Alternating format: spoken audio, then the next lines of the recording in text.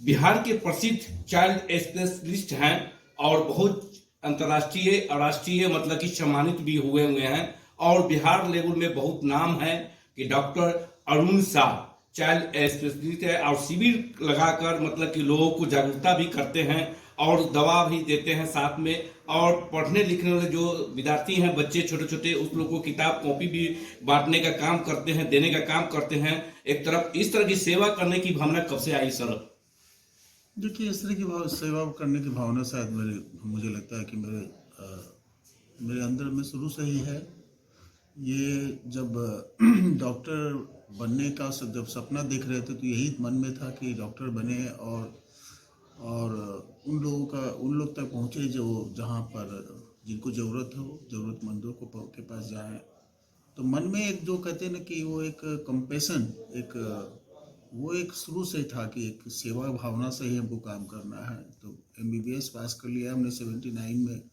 84 में MD DCS सब पढ़ने के बाद मुजफ्फरपुर आ गए। उसके बाद फिर हम ये 40 साल का जो सफ़र है, इसमें पूरी ईमानदारी से हमने काम किया है।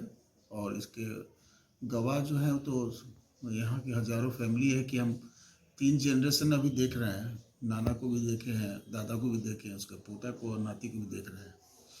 तो ठीक है, वो ये मेरा सौभाग्य है, ईश्वर की कृपा है, माँ बाप का आशीर्वाद है।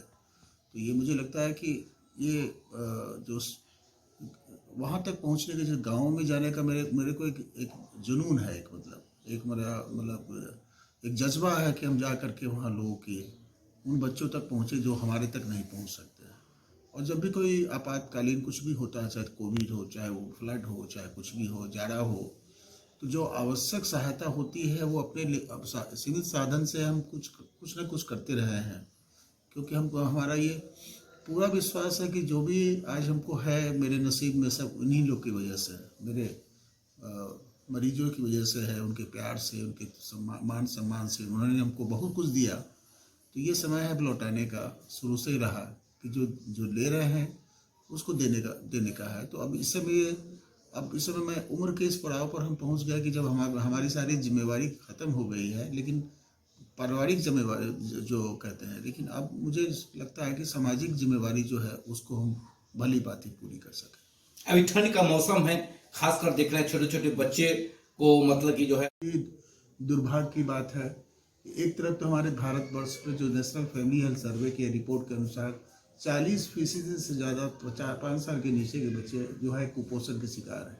और दूसरी तरफ एक रिपोर्ट आई है कि करीब 9 से 10% बच्चे, खास करके अर्बन एरियाज यानी कि शहरी एरिया में, वो मोटापा के शिकार हैं।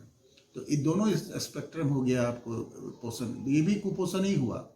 ओबेसिटी भी कुपोषण हो गया, अंडर न्यूट्रिशन भी कुपोषण हो गया। अंडर न्यूट्रिशन में खास करके है कि साहब की वेस्टिंग है, स्टंटिंग है, यानी क्रोनिक माल न्यूट्रिशन है तो उसको वेस्टिंग कहेंगे, और किसी को ये क्रोनिक माल न्यूट्रिशन है तो उसको स्टंटिंग कहेंगे, एक्यूट माल न्यूट्रिशन है तो उसको वेस्टिंग कहेंगे। तो ये समस्या है। लेकिन एट द सेम टाइम क्या है कि खान पान, खास करके वो लोग जिनको जंक फूड की सुविधा बहुत ज़्यादा है और घर में लोग खाना नहीं बनाना चाहते, वो मतलब कि, और वो बच्चों में प्रायः हम देख रहे हैं कि ये मोटापा एक बहुत बड़ी समस्या उभर के आ रहा है पूरे विश्व में और खासकर हिंदुस्तान में। क्योंकि पेरेंट्स इस चीज़ को समझते नहीं है। पेरेंट्स समझते हैं कि दुबला पतला ही बच्चा मतलब कि हेल्दी होता है, बीमार होता है। जबकि हम यही कहते हैं पेरेंट्स को कि तुम्हारा बच्चा अगर दुबला पतला है, खूब एक्टिव है, तो समझ लो हेल्दी है। अगर तुम्हारा बच्चा बहुत मोटा है तो वो हेल्दी नहीं, वो बीमार है। और सारी बीमारी जो कहते हैं कि लाइफ स्टाइल डिजॉर्डर बाद में जो होता है, चीनी की बीमारी, ब्लड प्रेशर की बीमारी, coronary artery disease, heart disease, ये सब मतलब कि मोटापे की वजह से शुरुआत हो जाती है। वो फाउंडेशन है उसका। अगर बच्चा अगर मोटा होगा तो बाद में भी जाकर वो मोटा ही रहता है, ऐसा देखा गया है। और उसमें बहुत तरह की बीमारी उसमें होती है।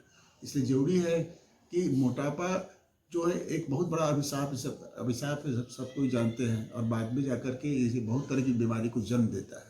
अभी जगह छोड़ के 5 साल के बच्चे, यही है मतलब कि पावर उनका है, ये सब रिफ्लेक्टिव एरर से, बिकॉज कि वो किसी भी एंगल से मोबाइल स्क्रीन पर देखते हैं, लेटे हुए हैं तो देख रहे हैं, सटा के देख रहे हैं। यानी आप 4 घंटा, 6 घंटा, 8 घंटा अगर स्क्रीन पर रहिएगा तो स्ट्रेन नहीं हुआ आँख पर, नतीजा ये होगा कि आपको चश्मा लगाने की ज़रूरत होगी, रिफ्रैक्टिव एरर्स होगा। तो रोशनी मतलब कहने का रिफ्रैक्टिव एरर्स हो रहा है। ये रिफ्रैक्टिव एरर्स निश्चित रूप से screen time, excessive screen time exposure की वजह से हो रहा है। लोगों को क्या संदेश देंगे?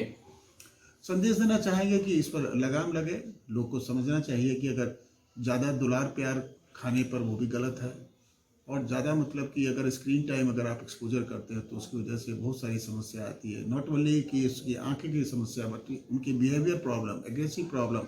और आपको जान करके आश्चर्य होगा कि हम यहाँ 40 साल से हैं, लेकिन पिछले 10 साल में जितना केसेस हम डेवलपमेंटल प्रॉब्लम खास करके ऑटिज्म देख रहे हैं।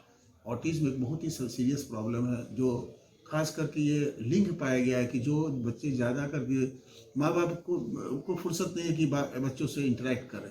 वो बच्चे खास करके अपना सारा समय मतलब मोबाइल में बिताते हैं, तो वो अपनी उसी दुनिया में चले जाते हैं, और नतीजा ये होता है उनका लैंग्वेज डेवलपमेंट, वो सोशल इंटरेक्शन सब खत्म हो जाता है। और हम लोग के पास आएँ कि मेरा बच्चा बोलता नहीं है, मेरा बच्चा आँख से आँख मिलाता नहीं है। ऑटिस्टिक स्पेक्ट्रम डिजॉर्डर काफ़ी तेज़ी से बढ़ा है, पिछले शायद 3 से 4 गुना बढ़ा है पिछले 10 साल में। दूसरा है attention deficit hyper activity disorder, ADHD। ये भी मतलब कि आपको समस्या बढ़ी है, जिसमें पहले हम लोग कहते थे कि बच्चा बहुत नटखट है, बहुत बदमाश है, लेकिन वो प्रॉब्लम क्या है, ट्रीटेबल प्रॉब्लम है, उसका इलाज हो सकता है। तो लोगों में एक कॉन्शियसनेस होना चाहिए कि अगर बच्चा इस तरह का बच्चा है तो इसका जो मल्टी डिसिप्लिनरी ट्रीटमेंट है उससे उस पर सुधार होगा। तो parental guidance, parental awareness, parents को भी जानना